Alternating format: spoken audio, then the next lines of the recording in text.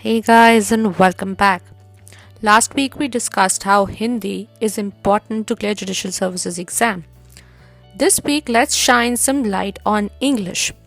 English is just as important to clear the Judicial Services exam. And here's why. In most papers, you will get word meanings and sentences. This can range anywhere between 10 to 25 marks. Now that's huge, considering if you know the meaning and it's an objective question, you will get full 25 marks.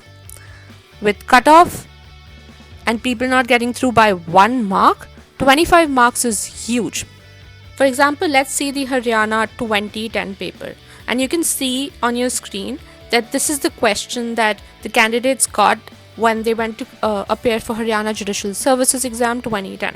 This is the 25 marks question, and you're supposed to give the meaning and sentences for the following words. You have to know the meanings to make sentences out of it.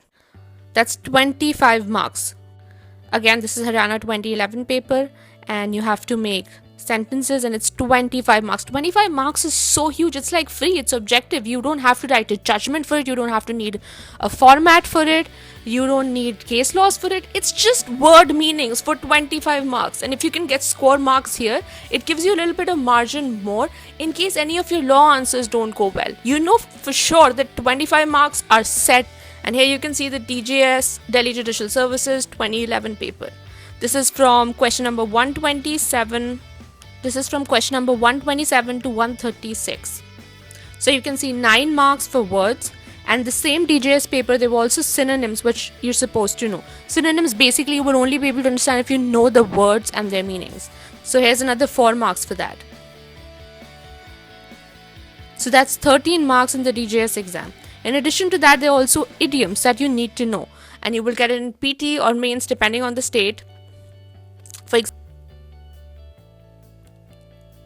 so that's 17 marks in this DJS 2011 paper that we just saw, which is just word meanings and it's just idioms. If you know the meanings, you're done, you're set, you're good to go.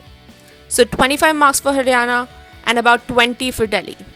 In addition to this, you also have to do idioms for about 5 to 10 marks. And you can see on your screen, this is the Delhi Judicial Services 2011 exam again. And you have to find the idiom meanings. So that's 25 for Haryana and again about 25 for Delhi. Free marks, just up for grabs. You also have to do translations from Hindi to English and English to Hindi, which we also discussed last week in the last week's video. If you haven't seen that, I'll link it on the screen. So you have to know Hindi to English and English to Hindi, which is about 60 marks in Delhi. So you have to be proficient in English so that you can do the word meanings and you can do the idioms and you can do the translations. Proficiency in language is imperative to clearing the Judicial Services exam. Comes in handy at every stage, be it you're writing essays, be it you're writing Pressy, be it you're writing your mains answers, your interview, comprehension. English is important at every step. You get a lot of free marks, they're all objective questions. You get to show and shine, distinguish yourself from others. So English is very imperative to clearing the Judicial Services exam. Now we have discussed why English is important, why language is important. Now let's see how to get proficient in English language so you can clear the Judicial Services exam. To be able to get marks in English, you need to have a good foundation in it. This is not a crash course. If you lay the foundation well, it will help you not just in your exams, but it's a good skill set to have for the rest of your life. Whether you later on become a judge and you write judgments, or you practice law, or you enter academia and you teach law, whatever it be, English language and proficiency in English language is a skill set that will come in handy through the rest of your life. But let's just be myopic for a second. It is imperative to clear the Judicial Services exam given the amount of weightage that's given to English. The amount of weightage given to English is huge. You have free marks just lying around which you can pick up. It's like a video game. It's bonus points. You get these bonus points and you just move on to the next level a lot easier. Now you may ask, how do we lay this foundation in English language so it helps us on every stage and also we can get these marks from PT and mains and word meanings and idioms? To have a strong foundation, you need to know the words, as many words as possible in English language. After alphabets, that's what lays the foundation for English. We can all string together sentences, but it's the words. It'll get you marks for word meanings, it'll get you marks for idioms. You can plug these words in essays and mains answers and interview. So you must know as many words as possible and all the important ones. Especially. I know it sounds intimidating, but don't worry at all. By the end of this video, you'll know exactly how to do it. And the easiest way to do words of English language is to do them in batches. You know, we believe that. We wrote an entire book giving you all the words with batching and all batched up. So let's take a look at examples from past year papers, so we understand how better we can do these words, how we can utilize batching for it, and how we can make sure that we get these 25 to 60 marks easily in every exam. Now, reticent was a word which was asked in the Haryana Judicial Services exam 2011. We saw the question. For 25 marks, you're supposed to give the meanings in sentences. Now let's see how reticent. If you have our book, you can turn to page 71 and see that reticent is given on page 71. Reticent basically means a shy person, someone who doesn't speak. And we made sure that we don't give word meanings which are very convoluted, which are very complicated. It's simple. Shy person. That's what you need to know. You don't have to do a thesis on it. You just need to understand the meaning of a word so you can write it there and get the marks, right? So reticent means shy person, and you can see above it and below it, it's demure, taciturn, and diffidence. All of these also mean reticent, the same thing, a shy person. So you finish off your synonyms. All these words have the same meaning. They're batched up together for you. Just do 1 page a day, and it won't be that much. You can finish a lot of words in English language. This is how batching works. You batch up all the words with the same meaning, so they become synonyms. And just for those of you who don't know it, synonyms are words with same meanings, like reticent and demure. Both of them mean shy person. Both of them are synonyms for each other. They are replaceable. You can say a person is reticent, or you can say a person is demure. And homonyms are those words which sound similar, but they don't mean the same thing. So synonyms mean the same thing, and homonyms sound similar, but they don't mean the same thing. And a lot of people get confused and they mark the wrong thing, which is why we've patched up all these words, so you don't get confused, and also you can easily pick out the synonyms and antonyms, and you know the difference. Let's see another word. So neologism. This was asked in Delhi Judicial Services exam 2011. If you have our book, you can turn to page 93 and you can see that neologism is given over there. Neologism basically means a newly coined term or phrase that may be in the process of entering common use but has not yet been accepted into mainstream language. So it's a newly coined term, something new. And you can see above it is neonate, which is a newborn child. And the common thing between both of these is neo. Neo means new. So if you ever see a word which has neo in it and you don't know the meaning, just look for the options given. The correct answer you have to check. Anything which has new in it means neo, which is why they're patched up over here. Neonate, neologism. And you can see underneath of it is nascent, which means lacking knowledge. And underneath of that is nascent, which is rudimentary or inchoate, which is not properly formed. You can also see that with nascent we've given a sentence, because nascent is not a commonly used word. You might not know how to make a sentence with it. It's lacking knowledge. So I ventured into the new Korean restaurant with some equally nascent companions. Nascent means lacking knowledge. Nascent and nascent, they sound very similar, and you can get confused when you're in the exam, which is why we batched nascent with nascent. So nascent is less knowledge and nascent is not completely formed. It's rudimentary, inchoate. These are both homonyms. They sound very similar, but they don't mean the same thing. So reticent, demure, and taciturn were synonyms. Nascent and nascent are homonyms, and they're batched up so you can easily understand the difference. In any other book, you would find them on different pages because usually they're alphabetical order.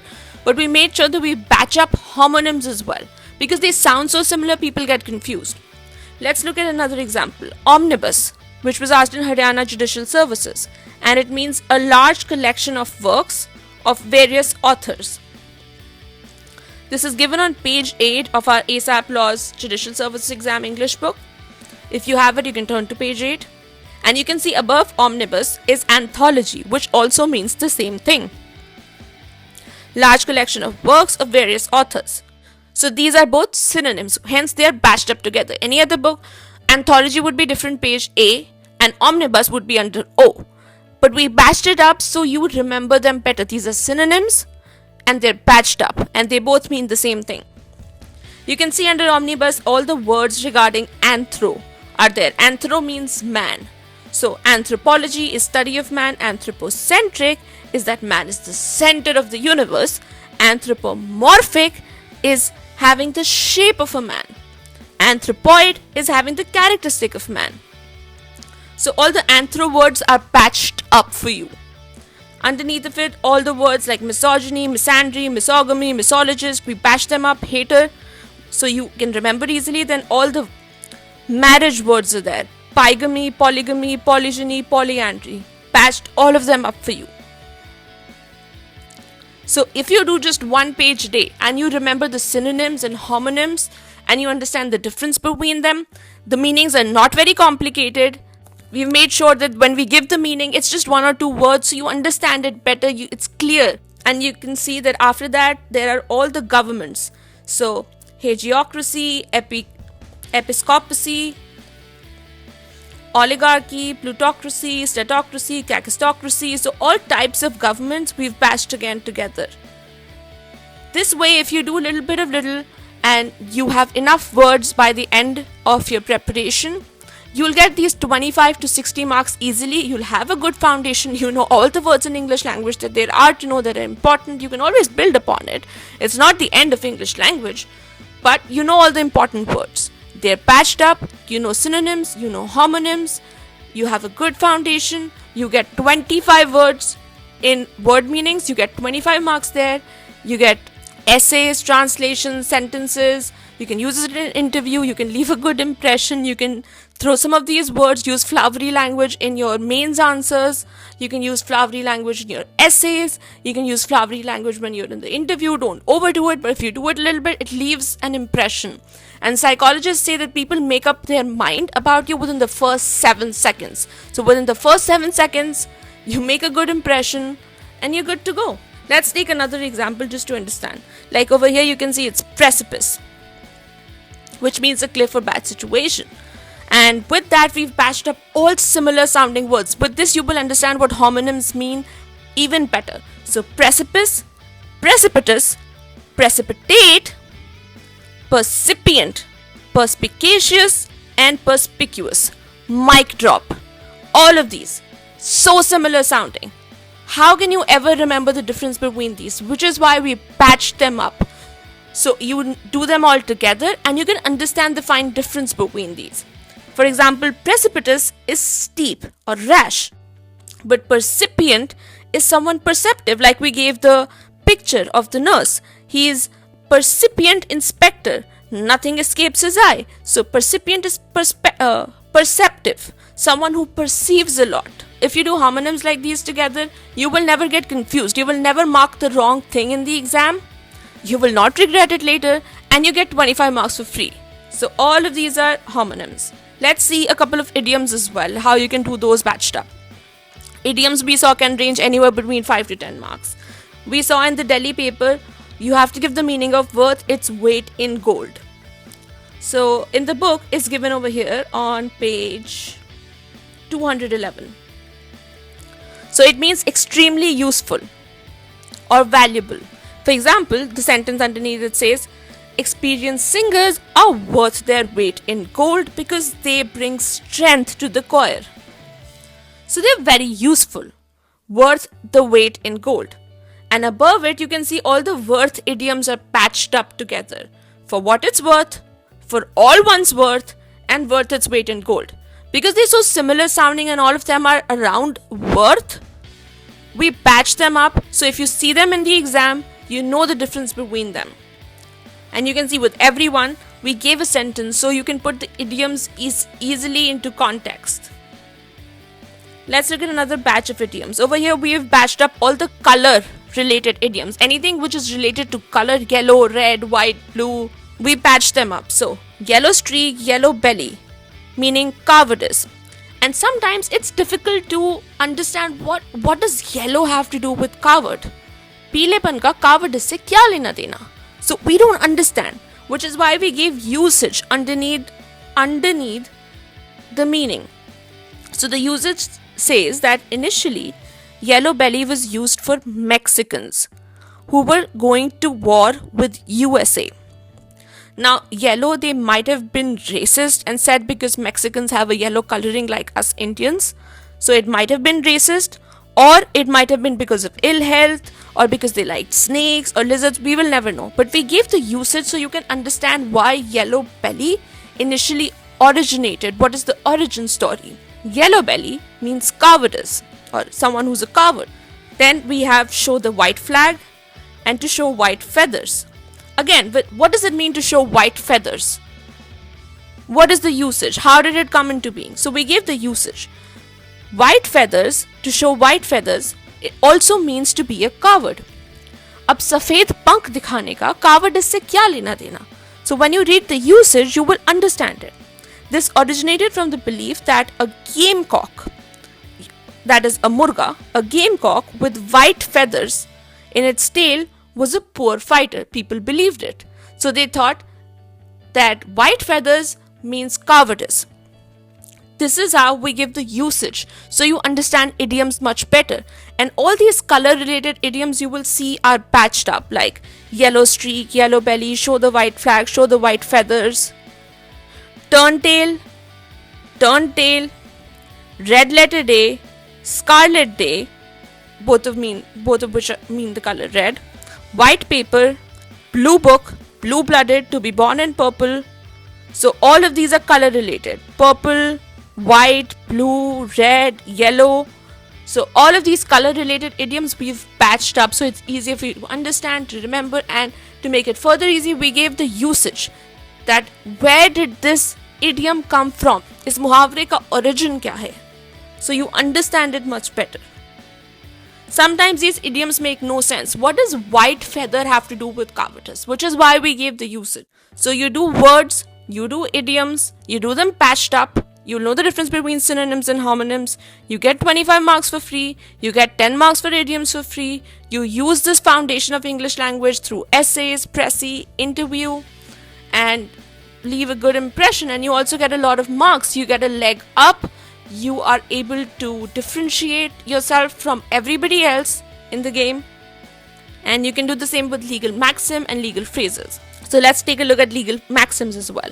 Over here we have legal maxims, all of which are again patched up. Legal phrases also patched up. All the add ones together, all the X ones together. So all of these legal phrases and legal maxims, which are also sometimes asked in judicial services exams, especially PT, for you to give meanings, and they're very commonly asked in Delhi. So you must do legal maxims and phrases. All of these we've patched up.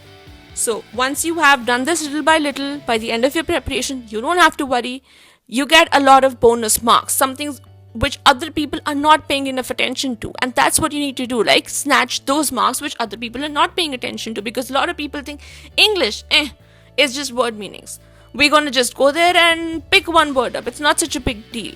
But you don't understand that this is objective type questions and you can get full marks in it if you do them well, and it'll help you on every step throughout your life, and especially in exams. So we hope that helped you, and if you have any questions, leave them in the comments. Subscribe so you get notified of new videos, and see you soon.